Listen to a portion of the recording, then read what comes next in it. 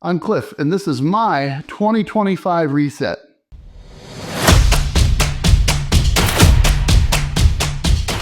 Welcome back to the channel. So this is the end of the first week of 2025. And like a lot of people, I'm a goal setter. Whether you call them New Year's resolutions, goals, targets for the year, whatever. It's something that a lot of us do, and usually come December, roughly after Christmas, and between Christmas and the end of the year, we start making some assessments and evaluations about how last year went and what, if any, New Year's resolutions we're going to set. Maybe you're a resolution setter or maybe you're not, but I think it's a pretty common experience. So among the various goals that I had for this past year, some went well and others went, well, not so well. I didn't travel anywhere near as much as I'd originally hoped, not commercially or military space A. And that's something I plan on compensating for this year because I have a ton of great trips and adventures planned for this year, which of course I'm going to share with you. Now, one big defining area that I could be accused of failing in utterly is in my retirement. As you may recall, in December of 2023, I retired after almost 40 years of state service. And this past year, I did take a few trips and have a few adventures, but the vast bulk of my time really was spent continuing to work on my landscaping and organizing our place. We have about a full acre of landscaping, 3 acres in total that need to be taken care of. And so I probably spent 2/3 of this last year working on that and other personal home projects. But I could be fairly accused of backsliding on retirement because right around November, I accepted a position as interim city administrator for a small community here in my local area. I live in California, and here a retired public employee can accept limited public employment. I think I'm eligible for up to 980 hours within a fiscal year without penalty. The technical term is a retired annuitant. So I returned to work back in November. I'm doing 32 hours a week under contract with every Friday off because 3-day weekends every week works very well for me. It's an at-will position in my contract, so I don't know exactly how long the arrangement will go. I'd like to work through June 30 budget adoption timeframe, but it's going to depend entirely upon what the city council decides is needed. But I'm hoping to be in a position that by July 1, I'm freed up and ready to engage a very aggressive travel schedule for 2025. So what would that travel schedule look like? So I have the following destinations on my list: San Diego, California, Texas, Hawaii, Philadelphia, Anchorage, Alaska, Seattle, Washington, Mazatlan, Mexico, possibly Cabo San Lucas, Mexico, Charleston, South Carolina, and I'd also like to fly out of Travis Air Force Base to MacDill Air Force Base, Florida, rent a car and take a long drive down to Key West, Florida, and explore the Florida Keys on the way down. I can take military space A to many of these destinations, but certainly not to all of them. We have exactly no military space A options going to Mexico, so that's off the table. But almost every other destination is in play. I would also like to get out to Guam, but that's packing a lot into a 6-month travel window. We'll see. So this season's extra income from this interim temporary position is obviously going to be helpful to support my travel habit for 2025. I'm also going to be purchasing some equipment and systems to help automate some of the chores that I have here around the house.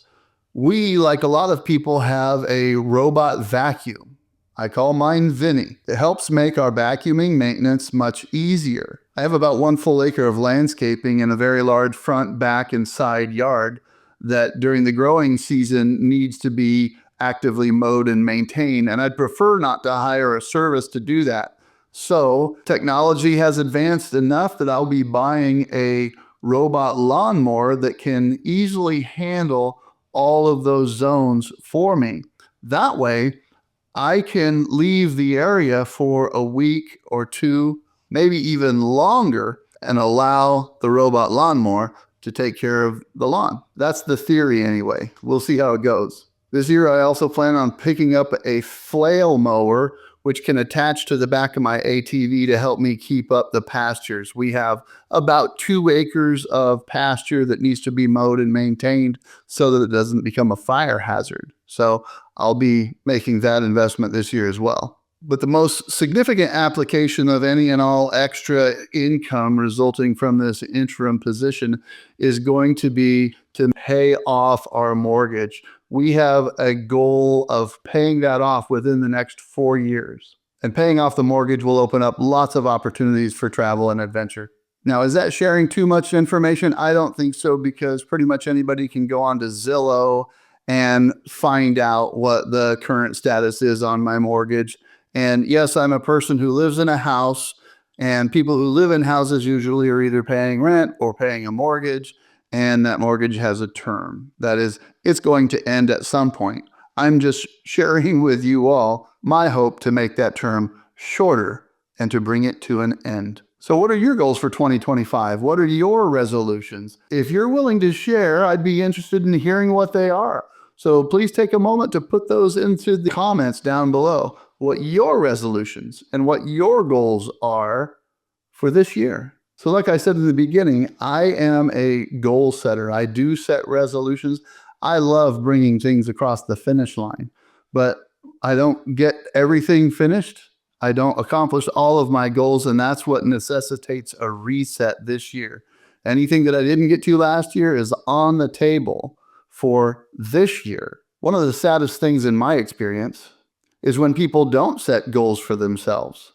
In a way, it's almost as if they've given up. And for me, from my perspective, to use a military analogy, it's impossible to hit a target that you're not aiming at. There's another saying that I really like, and that saying is, fortune favors the bold. I think it could also be said that fortune favors those who show up. By that, I mean, if you're just stumbling through life, going from one day to the next, 1 week to the next, if you're not paying attention, if you're not showing up ready for opportunity, there are opportunities that will pass you by because you either didn't show up or you're just not paying attention. You cannot take advantage of opportunities that you're not aware of because you decided to sleep in or not show up. I was not actively looking for an employment opportunity to leave retirement and slip back into the workforce. But the opportunity is something that I was prepared for, and when it knocked, I answered. And consequently, it's going to enable me to move pretty aggressively forward on a range of other goals that I have and get some more travels and adventures in at the same time, because it funds my travel habit and helps me with other long-term goals and objectives. Another goal that I have this year is to freeze all of my credit reports with the major credit reporting agencies. I have the letters prepared for that, and it shouldn't be a big deal. That should be an easy one to accomplish. But I want to get that done and have my credit reports frozen because I don't like using credit.